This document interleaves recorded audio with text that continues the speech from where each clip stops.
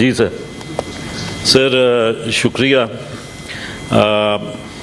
مشتاق صاحب کا تو سوال کا جواب پتہ نہیں آئے گا یا نہیں آئے گا سر، لیکن آپ کے توسط سے میں فاضل وزیر صاحب سے یہ پوچھنا چاہوں گا کہ کیا یہ حقیقت نہیں ہے کہ نمبر 1 اینٹی نارکوٹکس فورس کے جو ڈائریکٹر جنرل ہیں وہ ان کا تعلق آرمڈ فورسز سے ہے. نمبر 2 اسپارکو کے جو ڈائریکٹر ہیں ان کا تعلق آرمڈ فورسز سے ہے. نمبر 3 ایرا کے جو چیئرمین ہیں ان کا تعلق آرمڈ فورسز سے ہے. پاکستان انٹرنیشنل ایئر لائنس کے چیئرمین جو ہیں ان کا تعلق آرمڈ فورسز سے ہے. نیا پاکستان ہاؤسنگ اتھارٹی کے جو چیئرمین ہیں ان کا تعلق آرمڈ فورسز سے ہے. کیا نیشنل ڈیولپمنٹ کونسل کے ایک ممبر ان کا تعلق آرمڈ فورسز سے ہے. اکنامک ایڈوائزری کمیٹی کے ممبر ان کا تعلق آرمڈ فورسز سے ہے. چیئرمین وابڈا ان کا تعلق آرمڈ فورسز سے ہے. سول ایویشن اتھارٹی کے ڈائریکٹر ان کا تعلق آرمڈ فورسز سے ہے. ایئرپورٹ سیکورٹی فورس کے ڈائریکٹر ان کا تعلق آرمڈ فورسز سے ہے. Number 14 national disaster management authority کے ایگزیکٹو ان کا تعلق آرمڈ فورسز سے ہے. Number 15 federal public service commission کے ممبر ان کا تعلق آرمڈ فورسز سے ہے. تو جناب چیئرمین، ہم آرمڈ فورسز کے خلاف ہرگز نہیں ہیں، لیکن ہم اس کانسیپٹ کے ضرور خلاف ہیں کہ سویلین اتھارٹی کی ملٹرائزیشن اگر ہوگی تو وہ مناسب چیز نہیں ہے. ہم پاکستان کی افواج کے ساتھ کھڑے ہیں، جہاں تک ان کا آئینی کردار ہے، ان کا آئینی رول ہے، ہم ان کے ساتھ ہیں.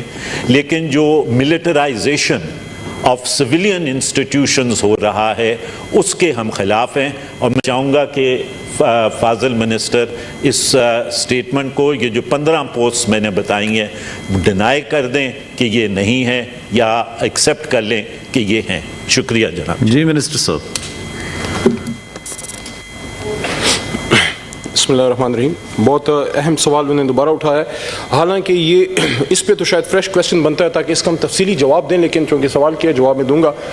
ایگزیکٹ ڈیٹیلز کے لیے فریش کویسچن یہ ڈال سکتے ہیں. شور اگر کریں گے تو پھر وہی بات میں دوبارہ کروں گا جو پچھلے ہفتے کی تھی، آپ کو بری لگتی ہے. دیکھیں، سوال کر لیں، آپ کے آنریبل ممبر ہیں، ہم میں سے ہم کوئی بات ہم نے کی نہیں ہوتی، پتہ نہیں سر آپ جواب دیں پلیز. تلخ ہوتی ہے، اس کے اتنے سخت اثرات ہوتے ہیں. مجھے آج یہ ویسے پتہ چل گیا پارلیمنٹ ہاؤس میں، خاص کر سینٹ میں آنے کے بعد، کہ سچی بات ویسے نہیں کرنی چاہیے کیونکہ انسان کی طبیعت پہ بہت بوجھ پڑتا ہے.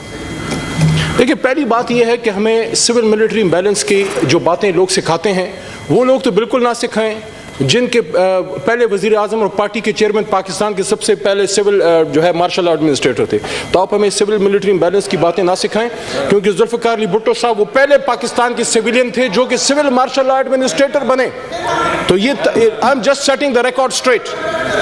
دوسرا جناب چیئرمین صاحب، میں ایک اور بات بھی آپ کے سامنے رکھنا چاہوں گا، ذرا صبر سے کام لیں. آوازیں آتی ہیں، ابھی تو میں نے آپ کا کچا چھٹا نہیں کھولا آپ کے سامنے. میں بتاتا ہوں، میں تو بڑے اخلاق کے دائرے کے اندر رہتے ہوئے بات کر رہا ہوں کہ یہاں 15 ادارے گنوا دیے جناب رضا ربانی صاحب نے کہ اس میں کوئی ریٹائرڈ یا سرونگ جو ہے آرمڈ فورسز کے لوگ ہیں.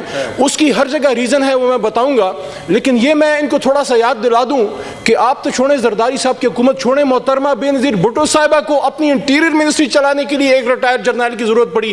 نصیر الدین بابر صاحب جو ہیں، ان پہ ہمیں پورے پختونخوا کو فخر تھا، جو کراچی میں امن لائے تھے، وہ کھلی جیپ کے اوپر بیٹھ کے کراچی میں امن لائے تھے، وہ بھی retired arm forces. Sir fresh question آ جائے گا آپ کو. گھروں میں سر سن لیں، ہماری گھروں میں سے ایک بندہ جو ہے صادق سنجرانی بن جاتا ہے، چیئرمین بن جاتا ہے، اس کا چھوٹا بھائی کہیں آرمی میں چلا جاتا ہے، اس کا ایک اور چچے کا بیٹا بیٹا یا جو ہے بھائی جو ہے وہ جناب وہاں پہ بیوروکریٹ بن جاتا ہے. ہم اسی ایک مٹی کے دھرتی کے بنے ہوئے ہیں. یہ کیا ناکر بندیاں میری میری نہ میری نہ تیری, چار دنادہ میلا دنیا پھر مٹی دے ڈھیری. آپ نے کچھ اداروں کی بات کی ہے, مجھے بتائیں anti narcotics force, don't you need an uniform person? یہ اتنا مشکل فیلڈ ہے, اس کے لیے آپ کو اسپیشلائز بندہ نہیں چاہیے. اس کے ساتھ ابھی جو یہ مری کا کرائسس ہوا سول ایڈمنسٹریشن کے پارٹ پہ, اس میں کمزوریاں سامنے آئیں. آپ کو رات کے اندھیرے اور صبح کے اجالے میں فوگ میں آرمی کی ضرورت نہیں پڑی, تو آپ کو این ڈی اے میں کے لیے فورسز کا بندہ اگر ہے جو آپ کو اچھا چلا سکتا ہے, دین آپ ارشد ملک صاحب کو لے کے آئے.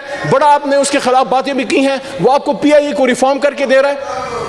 سول ایویشن کے حوالے سے جو ہے رضا ربانی صاحب نے, آخری بات میں کرتا ہوں, سول ایویشن کے حوالے سے رضا ربانی صاحب نے بات کی ہے کہ اس کو جو ہے کوئی ریٹائرڈ آرم فورسز کا بندہ ہے, تو اگر اس کی ٹریننگ ہے وہ میرٹ پہ آ گیا ہے, تو کیا یہ لوگ پاکستان کے شہری نہیں ہیں؟ اگر کوئی بندہ 25-30 سال پاکستان کے لیے بارڈر پہ سینے بھر وقت گولی کھانے کے لیے تیار ہوتا ہے, وہ اگر ریٹائرمنٹ میرٹ پہ آتا ہے تو کیا اس کو؟ اور ایک اور آخری بات, 15 ادارے آپ نے گنوائے کہ اس میں آرم فورسز کے لوگ ہیں سرونگ یا ریٹائرڈ. میں آپ کو 1500 ادارے گنوا سکتا ہوں جس میں سول بیوروکریسی کے اور سول ایڈمنسٹریشن کے اور عام سول پاکستانی جو ہے اس میں ہیں. ہم سب پاکستانی ہیں, کسی نے وردی پہنی ہے کسی نے نہیں پہنی. یہ نفرت کی بنیاد پہ سیاست کرنا بند کریں. میں صرف ریکارڈ کے لیے ایک بات کرنا چاہ رہا ہوں. تشریف رکھیں محمد صاحب. لیڈر آف اپوزیشن بڑے آنریبل ہیں اور ماشاءاللہ ملتان سے تعلق رکھتے ہیں, اور جو انہوں نے زیارت کی بات کی تو زیارتیں ضرور ان کی ہوتی ہوں گی, مگر جو آنریبل فارن منسٹر یہاں پر آئے ہیں وہ پہلی دفعہ اس ہاؤس میں نہیں آئے. فارن منسٹر شاہ محمود قریشی کا یہ ریکارڈ ہے, چاہے وہ کمیٹیز ہوں فارن افیئرس کی یا ہاؤس میں, ہمیشہ جہاں پر پالیسی بیان دینے کی ضرورت ہوتی ہے وہ یہاں پر آتے ہیں. تو یہ اس کچھ فہمی میں کوئی نہ رہے کہ آپ کی زیارتوں کے لیے کوئی یہاں آتا ہے, یہاں وہ اپنی ڈیوٹی کے لیے آتے ہیں. نمبر 1. نمبر 2 سر, ابھی یہاں جو بات ہو رہی تھی, یہ کوشچن آ رہا ہے, بڑا اسپیسیفک سوال تھا اور اس کا اسپیسیفک جواب آ گیا, مگر مجھے افسوس اس بات کا ہے کہ یہاں پر ہر بات کو ٹوسٹ کیا جاتا ہے اور بدلتی ہوئی سیاسی صورتحال کے حوالے سے اس کی اینگلنگ کی جاتی ہے. سوال یہاں پر یہ تھا کہ نادرا میں ڈیپوٹیشن کے اوپر یہ 10 دفعہ پڑھ کے آنریبل منسٹر نے بتایا کہ کون کون ہے. آپ اس کو لے گئے ملٹری. تو بابا ملٹری بھی تو پاکستان کی ہے, وہ بھی تو اسی ملک کے شہری ہیں, وہ کوئی باہر سے تو نہیں آئے. نمبر 1. نمبر 2, اور جو دیکھیں ہمیں پتہ ہے آپ کی نفرتیں اور آپ کی محبتیں, کبھی آپ کا نفرت کا سیزن چل رہا ہوتا ہے, کبھی آپ کا محبت کا سیزن چل رہا ہوتا ہے. آج کل شاید آپ کہیں ان بٹوین کہیں کسی کنفیوژن کا شکار ہیں, کیونکہ کل جب آپ کی نفرت کا سیزن چل رہا تھا تو پھر ایک دم محبت کا دور شروع ہو گیا. ابھی محبت کا دور شروع ہی ہوا تھا کہ بیچ میں پتہ نہیں کیا ہوا کہ پھر دوبارہ کنفیوژن ہوگی. کوئی کہتا کوئی سر یہاں پر میں یہ بات کروں گا, یہ جو یہاں پر کسی نے کہا, سنیں, یہاں پر کسی نے کہا کہ جی یہ اب اس کا سر بیک گراؤنڈ ہے, یہ جو یہاں بات ہو رہی ہے, یہاں پر کسی نے کہا کہ ہاتھ اٹھ گیا ہے. تو میں ہاتھ کی بات کر لوں سر, اب اگر ہاتھ کی بات کی ہے نا تو میں ہاتھ کی بات کر لوں. سنیں سر, اب سنیں, میں یہ بات نہیں کرنا چاہ رہا تھا مگر مجھے مجبور کیا گیا. ہاتھ اٹھ گیا سر, تو ہاتھ کی بات کرتے ہیں. کوئی کہتا تھا ہاتھ اٹھ گیا, ہاتھ کوئی دوسرا بولا ہاتھ پھرک گیا. سر بات کیا ہوئی ہے؟ بات یہ ہوئی ہے کہ جو یہ کہہ رہے تھے کہ ہم ہاتھ کرنے جا رہے ہیں, اصل میں ان کے ساتھ ہاتھ ہو گیا. مسئلہ یہ ہے کہ ان کے ساتھ ہاتھ ہو گیا ہے. اور پھر یہ ملتے بھی کس لیے ہیں سر؟ ہاتھ کی بات کر لیتے ہیں. اچھا, یہ ملتے بھی صرف ایک ہی وجہ سے ہیں, ہاتھ کی وجہ سے. یہ ملتے بھی صرف ہاتھ کی وجہ سے ہیں. وہ کیا ہے, کسی نے کہا تھا مایا کو مایا ملے کر کے لمبے ہاتھ. ٹھیک ہے نا سر, تو یہ ملتے بھی صرف اسی چکر میں ہے. اور ان کا فخر بھی ہاتھ ہی ہے, اور وہ کیا ہے؟ ہاتھ کی صفائی. یہ سمجھتے ہیں ہاتھ کی صفائی میں ہمارا کوئی ثانی نہیں ہے, مگر ان کو نہیں پتا قانون کے بھی لمبے ہاتھ ہیں, وہ بھی پہنچ جاتا ہے. اب جتنی مرضی ہاتھ کی صفائی کریں تو سر ہاتھ کی بات نہ کریں. یہاں پر آپ عمران خان کی بات کرتے ہیں, وہ ہاتھ کی بات نہیں کرتا, وہ مضبوطی کے ساتھ اپنے قدم یہاں جما کر کھڑا ہوا ہے اپنے پاکستان کے عوام کی طاقت کے اوپر. تو یہ چھوڑیں باتیں, یہ جناب وہ وردی والا ہے, وہ بغیر وردی والا ہے, یہ WORTHY والی وردی کی فکر کریں. جی, leader of the opposition please. جناب چیئرمین, ہم نے قطعاً ادھر یہ